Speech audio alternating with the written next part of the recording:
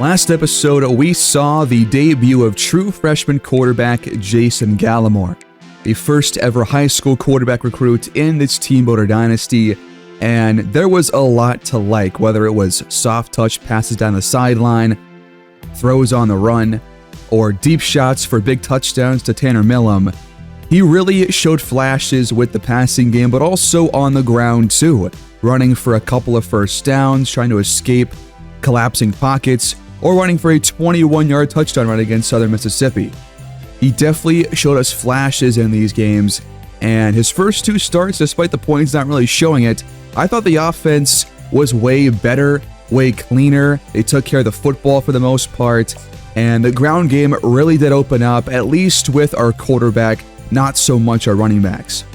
Ultimately, though, I think the future looks bright for this program under center because we have two new quarterbacks coming in this next recruiting class with Isaiah Power and Stephen Breda, the latter of whom I think could really be a Sun Belt Conference Player of the Year kind of a talent once he progresses after 1 or 2 years as a redshirt freshman. So ultimately, we're going to have some options next year, and I cannot wait to get into year 3 once this year is all over. Linebacker happens to be one of our biggest needs across the entire roster going into our 3rd season, and we have a couple of scholarships given out to a couple of middle linebackers, but so far, no commitments to this point. And so because of that, we're going to have to look towards the portal in the offseason to bring in a couple of starting caliber players to replace guys like Bubba Van Claiborne. Our next game comes against the South Alabama Jaguars. Pretty similar overall to us. They're 4-6, 3-3, and Sun Belt Conference play 4th in the West Division. They have a trio of really solid running backs, but ultimately this offense does not really have too many game-breaking players, no standout players. Their offensive line is okay at best. Team goes for pretty much their entire defense. Their secondary is not very good, so if we're going to win a game here, especially back-to-back games, it's got to be in a game like this against a team that's a pretty similar overall to us, and that's below 500. That will take us into our penultimate game here in year number 2. Kickoff underway, brought out across the 15-yard line, and that is where Houma will begin. 3-7, hosting the 4-6 Jaguars. Gallimore makes his 3rd start on the year. First down will start on the ground. It is Tyson, and wrapped up pretty quickly. Next play, we fake it to him. Gallimore in trouble, and he's taken down for an 11-yard sack. Picking up right where things left off in our last couple of games. 3rd and 19, pressure in his face, and caught by Gunnarsson, but shy of the sticks. Jaguars start from their 39-yard line, and the screen pass is off target from Davenport. And now he's under pressure and sacked by Kobe Garland. One of his first sacks all season long. I've barely called his name. Long way to go, and in trouble, it's Davenport going down. This time it's Jordan Underwood to force the punt. Next drive for the Bobcats from the 41. More play action, and Gallimore is swarmed in the backfield for a loss of 7. Pressure picked up and floated. It is Tanner Millam once again with a huge play down the sideline. Looking for the end zone, and a tough fit, but it's in there towards the back of the end zone. Javian Foreman hauls it in, and Houma strikes first. 7-0 Bobcats. Under 4.5 to go here in the first quarter. RPO incomplete. They'll hand it off now. And it's a gain of 4 to set up 3rd and 6. Good protection, caught over the middle for a first down across midfield. Jaguars driving over the middle once again. Now inside the Houma 30. Sweeping left, bad angle by Porter, and first down yardage on the ground for South Alabama. RPO, and wide open over the middle. It is Trent Thomas for the touchdown. The true freshman Devin Frazier got fooled by the RPO fake, and it leads to a touchdown. Here's Gallimore tucking this one in, taking off and sliding for a first down scramble. 1st and 10, RPO. Gunderson's got room to run, but a flag did come down early. It's going to be a hold against Max McClure, the senior left guard. That will back us up by 10 yards. Gallimore's pass, caught. 9 yards there for Montgomery. It's 2nd and long, and Dyson can't find a hole. It closed quickly. 3rd and long. Gallimore hit as he threw it, and Dyson picks up first down yardage. Now we fake it to him. Looking outside, and picked off! Trying to fit that one into Tanner Millam. And Gallimore got a little bit too greedy. Trent McCain with the INT. South Alabama takes over from their 38-yard line. The fake on the ground, and now outside and incomplete. A play later, 3rd and long, and nearly intercepted off the tip by Van Claiborne. The defense gets off the field. This one caught by Tanner Millam, cutting up field and moving the chains. Hyson on the draw. Picks up a couple. 3rd and 3. Gallimore protected well, and it's caught by Gunderson inside the South Alabama 30. Clean pocket, and just overthrowing Foreman, who had a step in the end zone. We hand it off to Tyson, setting up 3rd and 2. Milne, the motion man, he gets a touch pass and is hammered down at the 4. Gallimore looking for the end zone. It is hauled in by Montgomery for another Houma touchdown. Pretty solid start for the offense. A couple of miscues, obviously, with that INT and some other couple of tough run plays, but ultimately a 14-7 lead. Davenport stepping up on 3rd down. This one is caught for a huge first down and more. Now all day to throw. Caught on the curl inside the Houma 35. Jaguars driving just before halftime. Davenport trying to take the edge, but he is sacked for a 3rd time. Pressure coming. Davenport taken down again. This time it's Taj Coles with the yardage loss. 3rd and 20. Good protection this time, and the pass is caught. A huge gain on 3rd and 20, and diving in for a touchdown. South Alabama ties things up just before the break. They'll have it open the 3rd quarter. Here's the handoff, and that one is covered well by our defense. Into the flats. 3rd and 4 setting up. Over the middle and caught. For a first down, Ben Laney shaken up on the play. He would be all right a couple drives later. Davenport's pass caught across the 50-yard line for a first down. And off up the middle. Trying to break the tackle, but good tackling by our defense. And the pass is caught inside the 10. That's Trent Thomas once again. Really good start through the air. Now they're in the Wildcat. Touch pass and the touchdown.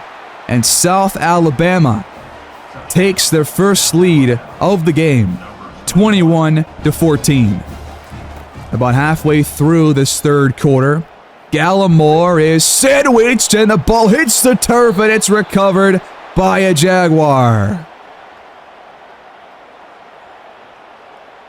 Another turnover by the offense. We've seen more of these since Gallimore's first start. And now they will take over across the 45-yard line. They'll hand it off, but he's wrapped up quickly. 9 yards away, Davenport keeps it, tucks it in, and takes off for a first down plus about 5 more yards. Screen setting up. Collins covers that one well. It's 3rd down. Mid-screen. And defense all over it. 4th and 7. 42-yard field goal through the uprights, and the Jaguars take a 10-point lead off of the turnover. It was 14-7. Now it's 24-14, South Alabama, and Foreman loses 4. First play of the fourth quarter, it is caught up the hash marks. That's Tanner Millam. Now he's in motion on 2nd down and 5. Gallimore airmails the pass for Gunderson. It's intercepted for a second time. A 3rd turnover now here in this one. And Houma has no points in this second half. That one's knocked away on 3rd and 7 by Van Claiborne. We get it back. 1st and 10. Picked again on the first play of the drive. This one is returned across the 25 and all the way to the house. Josh Bledsoe, a 50-yard pick 6. He rocks the baby, and the game ends. 38-14, a scoreless second half by the offense. We got outscored like 31-0 after leading 14-7. Davenport, player of the game, 2 touchdowns, 212 through the air, and a 76% completion percentage. After a good start, things went downhill soon after. We just are not a second half team, it seems. And just like a lot of previous games before Gallimore became the starter, turnovers proved costly once again. 3 interceptions, 1 fumble lost, 4 in total. The ground game could not get established, only 3.4 per carry for Keontae Tyson. Gallimore did not really have too many scrambles here in this game. The pass rush did show up, but we also allowed a couple on our end, and we allowed 4.0 per carry for their starting running back. And especially through the air, the defense did not really show up. 19 for 25 passing for Davenport, and we lose. 2 sacks and 3 tackles for Tosh Coles gives him Sunbelt Defensive Player of the Week here in Week 13. But in recruiting, we lose out on Demetrius Countess to a Sunbelt Conference rival. The Southern Miss Golden Eagles, who we beat last episode, end up securing that commitment. And now we go into our final game of the year, Senior Day at home here in Week 14 against the Louisiana Ragin' Cajuns, and we have 22 seniors playing their final game of the year, including guys like Quinzavius Warren, Sidney Porter, Javian Foreman, both of our running backs, 2 of our starting guards, Ben Claiborne, Taj Coles. A lot of starters are playing their final game of the year, and at this point, we just got to accept that we're going to be a whole lot younger next year with these amount of players graduating. So here we go into the roster of the Raging Cajuns. They have a new quarterback with Dewanye Winfield coming in as the new starter as a redshirt sophomore. Elijah Davis returns as the starting tailback, and they have a couple of receivers back from last season as well, like Ballard and Robertson. Their offensive line is way better than our previous opponents, but they're going to miss Jax Harrington, their right guard, who is their best offensive lineman, but they have plenty of good backups behind him. Defensively, they are better than our previous opponents as well. Their corners, though, are a whole lot worse. Hoping for a passing game to be better here in this game than it was in Week 13 against South Alabama. And here we go. We are underway once again at home. Our final game of the season here in year number 2. Return brought out up to the 23-yard line. That is where they will start with the ball. Winfields fakes the handoff and nearly takes a sack. But got the pass off away. 3rd down screen. Davis breaks a tackle, spins off another, and has 1st down yardage. He'll get the carry. He takes it outside and is across the 45-yard line, being dragged down by Ben Laney. Running left again. poor angle by Porter and by Ricky Johnson. Another first down run. And now looking for the end zone. It's batted away by Porter. Here's Williams on the carry. He's shoved ahead for an 8-yard pickup to set up third down. And in the flat, it is caught for a first down. Winfield keeps it. Speed option out to Williams. He'll pick up 8 yards to bring up 3rd and 4 from the 7. Winfield escapes the collapsing pocket and is in trouble. Sack made by Jordan Underwood. It's 4th and 14. Field goal team comes out for a short field goal attempt, and this one clanks off the left upright and through. It's 3-0 Ragin' Cajuns. Here's Gallimore. Underneath, it's Millam turning upfield for a 15-yard pickup on the first play of the drive. Tyson swallowed up. 1-yard loss. Got to convert on third down, and we go right back to Tyson, this time through the air, jetting up the sideline for a huge conversion, and a whole lot more afterwards. It's 1st and 10, Houma in the red zone. We go to third down, and the ball comes out as Gallimore takes another sack, and the Ragin' Cajuns recover.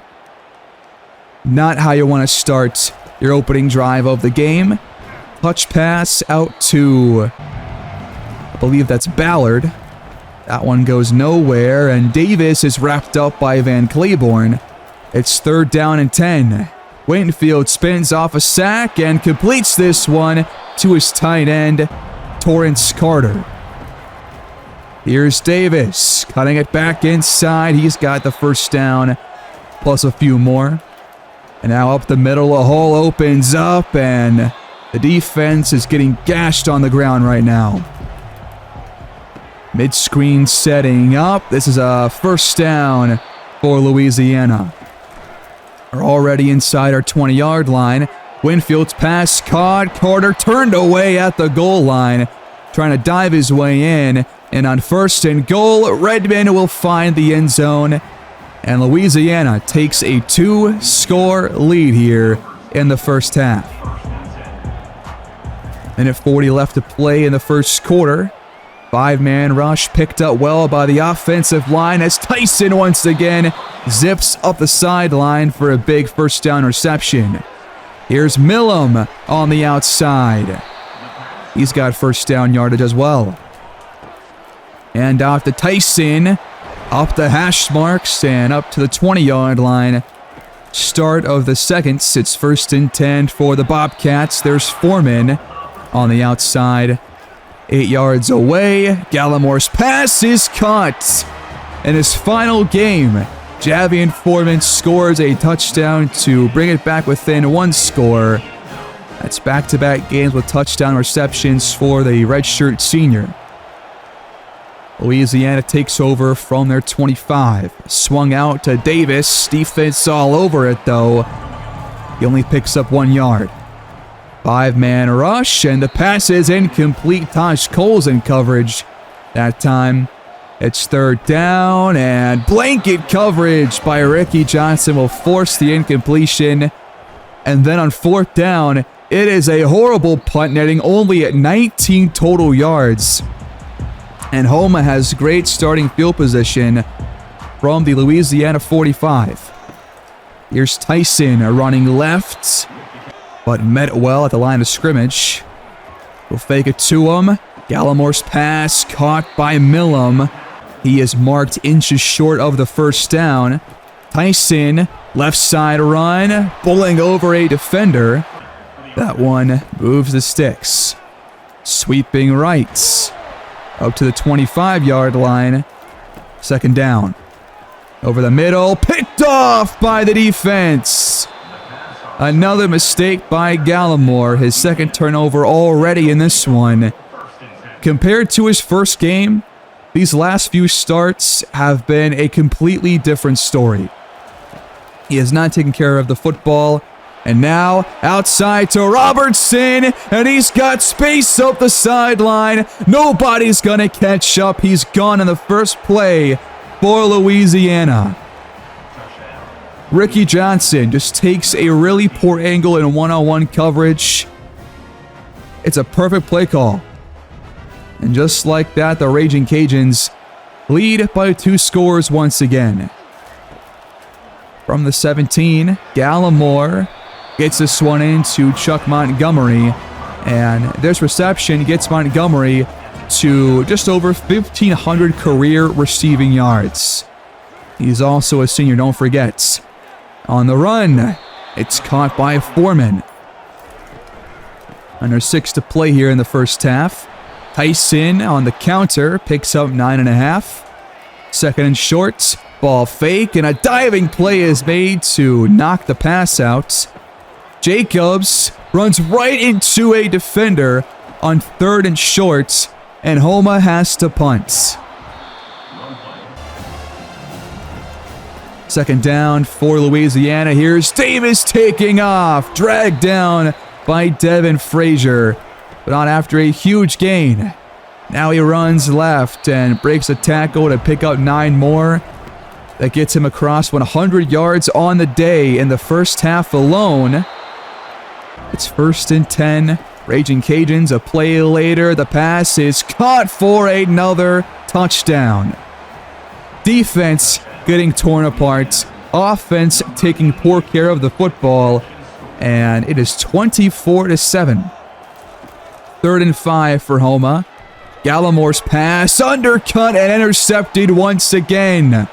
Returned up the numbers. Gallimore trying to track him down, and he's dragged down inside the 1-yard line. Bryce Cohen with the INT. Just a really bad read and a late throw. And on 1st and goal, Ballard will score. The Raging Cajuns are blowing us out here in this in-state rivalry before the first half has even ended. It's 31-7. Tyson, for some reason, does not hit the hole and instead will lose yardage. It's 3rd and 2. They'll get a second chance, but the defense is all over it. A drive later, the pass is picked off again. Intended for Montgomery. The offense has taken about 3 steps back since Gallimore's first start of the season. And the defense is not doing much better. 3rd and 9, 51-yard touchdown to Elijah Davis on the halfback wheel. And then back-to-back games at home to close our year. We are getting absolutely blown out. Houma looks to score one last touchdown, but it's intercepted for the 4th time. The 5th turnover forced by the defense. Final score 38-28 following 2 garbage time touchdown drives by the Bobcats. What's a horrible way to close our year. But you know what? Thank God it's over.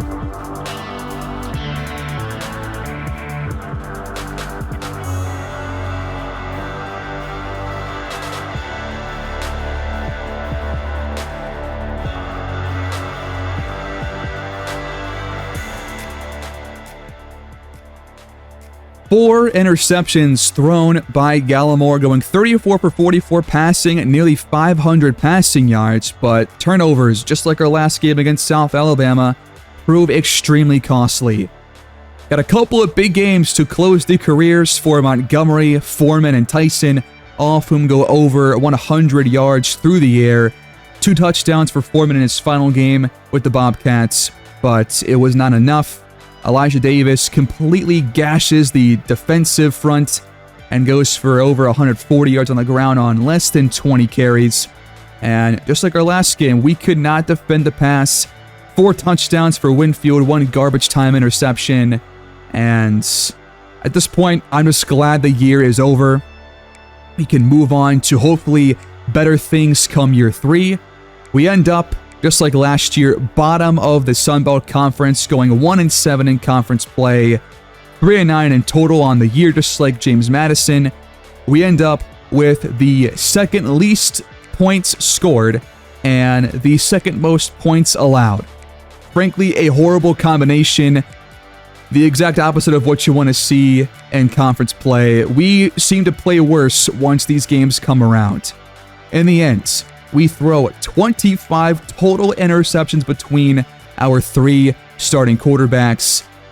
But Gallimore was the best one. He had the highest completion percentage, the highest yards per game, the highest rating of all 3 starters.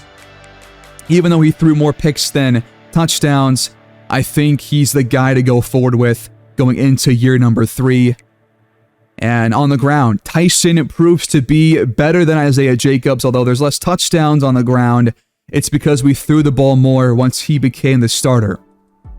I cannot wait to get better offensive linemen, especially at tackle. Hopefully Reggie Cole improves. Same goes for Tariq Williams, who gave up the most sacks in year number 2. But we're going to lose 2 starting offensive linemen in Max McClure and DeMarcus Perkins. Both are seniors. Tanner Millam ends up actually winning the Triple Crown on the team for receptions, yardage, and touchdowns, becoming the most productive guy compared to Javian Foreman just a year ago. Foreman and Montgomery, though, both seniors. So 2 of our top 3 guys are going to leave our team. Van Claiborne leads our defense in tackles. Tackles for loss and sacks both go to Taj Coles, who also happens to be a senior. Underwood with 5 sacks comes in second place. And the most interceptions goes to Noah Collins and Ricky Johnson. 4 of those 5 came in one game against Southern Miss. But help is on the way defensively. We do secure a commitment from Gem 3-star cornerback Paul Nix, one of 3 new players at corner to join our team in this next recruiting class. And we also bring in Reggie Reese out of Georgia at tight end. Putting our focus on the coaching staff now, their prestige has dropped to F for both offense and defense, but I do think that I want to run one more year back with these guys and see if the levels going up can help us out both in game and in recruiting. I don't want to take a step back in terms of recruiting hours and things like that. The Heisman Trophy ends up going to Buckeyes quarterback Devin Brown, 36 touchdowns, 4 INTs on the year. The Buckeyes would end up being, I think, the number 2 seed in the college football playoff. And here's early National Signing Day. We get a lot of players that we've been focusing on for the better part of the year in terms of recruiting. But we do lose out on DeAndre Linder to the NC State Wolfpack. He ends up signing that scholarship, so he has to be taken off our board here. But we have plenty of scholarships offered, plenty of new talent coming in. We're close to getting Vincent Tandy. We do get 3-star gem tight end Jason Dial alongside Reggie Reese. And Mississippi State is now in the running for Josh DeChico, so we're going to have to really pour more hours into him and probably schedule a visit in the offseason. And Maloney's going to be a target for us, but Oklahoma is now targeting Corey Bouye, that 3-star gem free safety. And LSU is trying to poach the punter and fullback that we found last episode. So we have more things to do in recruiting. We're not done just yet. And for the second straight year, the ranked Texas State Bobcats win the Sun Belt Championship. And USC ends up on top of the college football world as the 2025 national champs, taking down the Buckeyes 46-44 in overtime in the national championship game in Miami.